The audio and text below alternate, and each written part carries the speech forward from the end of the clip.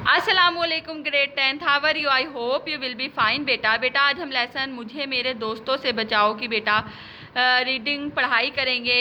मैं आपको इसका मफ़हूम समझाऊंगी कि किस तरह जो मुसन्निफ़ है वो अपने दोस्तों से तंग है। बेटा फिर आप इसकी अच्छे से रीडिंग करेंगे और रीडिंग करने के बाद बेटा इसकी हम मश्क सॉल्व करेंगे। ठीक है बेटा।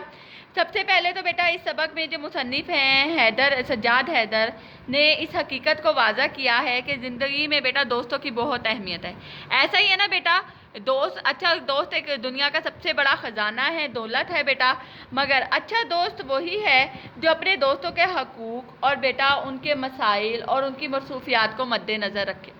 अब बेटा मुसन्निफ़ ने बड़े खूबसूरत तरीके से यहाँ अपने दोस्तों के बारे में बताया है कि उसके दोस्त उसके मुखलिस हैं, उसके बेटा बहुत अच्छे दोस्त हैं, मगर फिर भी उन दोस्तों का क्या फ़ायदा जो बेटा उसे फुर्सत ही ना लेने दें। अब बेटा मुसन्निफ़ एक वाक़या बता रहा है कि चांदनी बेटा जो मुसन्निफ़ है वो दिल्ली के चांदनी चौक से बेटा गुज़रे तो उनकी नज़र एक मोटे ताज़े हट्टे कट्टे फ़कीर पर पड़ी जो बड़े खूबसूरत अंदाज में यानी कि अनोखे अंदाज में अपनी दुखी हालत को लोगों को बता रहा था। तो बेटा उसमें वो अपनी गरीबी के बारे में, अपनी बदनसीबी, अपनी माशी परेशानी और गरीबुल वतनी के बारे में बता रहा था। मगर सबसे अहम जो मुसन्निफ़ को बात लगी कि वो ये लोगों को बता रहा था कि उसका कोई दोस्त नहीं है। बेटा मुसन्निफ़ ये कहता है कि मैंने फ़कीर की जब हालत पे गौर किया तो मैं इस नतीजे पे पहुंचा कि वो मुझसे बेहतर है, क्योंकि इसके ऐसे कोई दोस्त नहीं जो इसे काम के लिए दिन भर 5 मिनट की भी फुर्सत ना दे, यानी कि वो बेचारा अपना कोई काम ही ना कर सके। ये हट्टा कट्टा फ़कीर इन सब परेशानियों से आज़ाद है तो फिर कोई ताज्जुब नहीं कि मेरी हालत उनसे ज़्यादा बदतर है।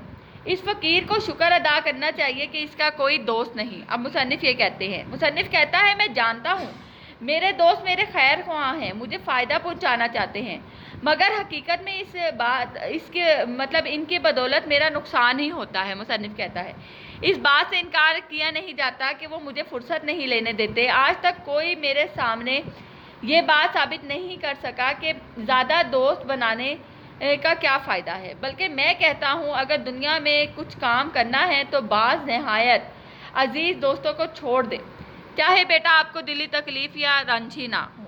अब मुसन्निफ़ जो है आपको अपने दोस्तों की फहरिस्त बता रहे हैं। उनके एक बहुत ही माकूल दोस्त और पुराने दोस्त हैं और बेतकल्लुफ़ भी बहुत हैं। कौन है जी? अहमद मिर्ज़ा, जो कहते हैं भूचाल की तरह आएंगे, गोले की तरह दरवाज़ा खोलेंगे और आंधी की तरह दाखिल होंगे। मुसन्निफ़ के दोस्त होने पर फ़ख्र का इजहार करेंगे और 5 मिनट भी ठहरे बगैर खैरियत दरियाफ़्त करके चले जाएंगे। मुसाफा के दौरान हाथों को इतने गर्म जोशी से दबाते हैं कि बाद में दर्द की वजह से लिखना मुश्किल हो जाता है। ना सिर्फ ये बल्कि जाते हुए जहन में आए हुए ख्यालात भी ले जाते हैं कि बाद में इनको जमा करना मुश्किल हो जाता है। ये तो थे मुसन्निफ़ के पहले दोस्त। अब रहे मुसन्निफ़ के दूसरे दोस्त। कौन है जी? मोहम्मद तहसीन, जो दिन रात बाल बच्चों की फ़िक्र में रहते हैं।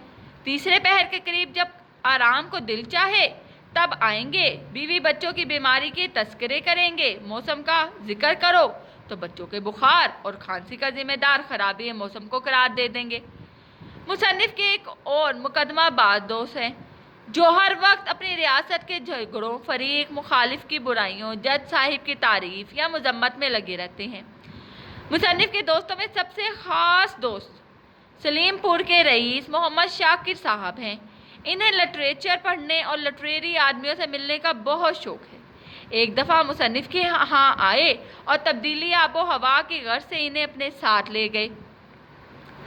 मज़मून निगारी के लिए ख़ास कमरा और पढ़ने लिखने का सामान का इंतज़ाम भी कर दिया। किसके लिए? मुसन्निफ़ के लिए। मुसन्निफ़ शाकिर साहब के यहाँ पहुँचे तो देखा नहायत खूबी से आरास्ता कमरा कोठी की दूसरी मंजिल पर था। नीचे दिल फरेब नेचुरल मंजर खिड़की के ज़रिए नज़र आता था। सुबह नाश्ते के बाद काम की गर्ज से कमरे में जाने लगे तो इसरार हुआ कि पहले दिन आराम किया जाए। मज़ीद कहा गया कि गाड़ी में रईस राजा साहब के यहाँ चलेंगे, शिकार खेलेंगे। मुसन्निफ़ ने हीले बहाने करके मेज़बान दोस्त से अपनी जान छुड़ाई और जान गए कि ज़हनी सुकून यहाँ मैसर ना होगा। جلدی سے اٹھ کر کمرے میں آئے اور میز پر موجود سامان کو دیکھنے لگے جو ان کے لیے بیٹا پہلے سے رکھا گیا تھا۔ اب دیکھیں سامان کیا ہے۔ اب دیکھنے لگے میز پر کامدار کپڑا، سیاہی کے بغیر چاندی کی دوات، نب کے بغیر قیمتی اور نایاب قلم، کاغذ کے بغیر مخملی جلد والی لکھنے کی کتاب اور اعلیٰ درجے کا پیش قیمت سامان پڑا تھا۔ ان سب میں کام کی ایک بھی چیز نہ تھی۔ آخرکار مصنف نے اپنا پرانا مفید بکس استعمال کے لیے نکالا کہ اچانک سے کمرے کے نیچے سے شور و گل کی آوازیں آنا شروع ہو گئیں۔ تھوڑی دیر بعد دروازے پر دستک ہوئی۔ پوچھنے پہ پتہ چلا کہ شبن پیغام لے آیا ہے کہ نیچے کوئی صاحب ملنے آئے ہیں۔ بڑی مشکل سے اٹھ کر نیچے آئے تو دیکھا کہ شاکر صاحب کے دوست راجہ طالب علی صاحب تشریف لائے ہیں۔ ان سے مصنف کا تعارف کرایا گیا۔ جب وہ گئے تو کچھ فرصت ملی۔ کچھ دیر بعد پھر دستک ہوئی اور پتہ چلا میزبان کے کوئی اور دوست آئے ہیں، اب ان کو بھی دکھایا جائے گا۔